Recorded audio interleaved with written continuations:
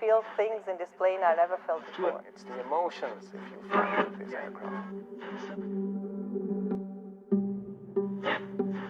Cet avion fait partie des avions qui ont inventé un monde différent. L'un des avions les plus mythiques, les plus célèbres de l'histoire, une véritable légende volant. Il n'en reste dans le monde que 3 en état de vol. Autrefois, on marchait, on roulait, et puis durant le XXe siècle, la première moitié du XXe siècle, on s'est mis à voler, et puis de plus en plus de gens se sont mis à voler dans un nouveau rôle, le rôle du passager. Et à un certain moment, les avions ont commencé à transporter vraiment des passagers. Non plus 3 ou 4 ou 5 ou 10, mais par plusieurs dizaines.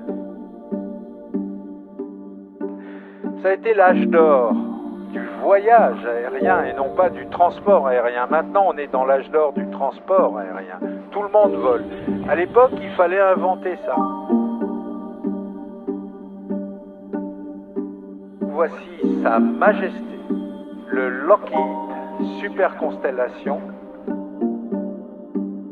qui a été dessiné au début des années 40 à Burbank en Californie par un tout petit bureau d'études dirigé par un monsieur qui à l'époque était encore quasiment un gamin, il avait 27 ans. Il s'appelait Kelly Johnson et c'était un des cerveaux les plus brillants qui ait jamais dessiné un avion. On disait de lui qu'il voyait le vent.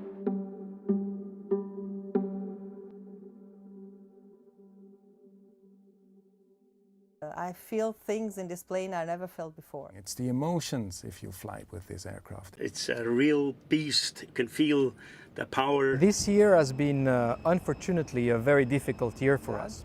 And as we are a non-profit organization, we're trying to collect funds to allow us to pay for these repairs that need to be done now.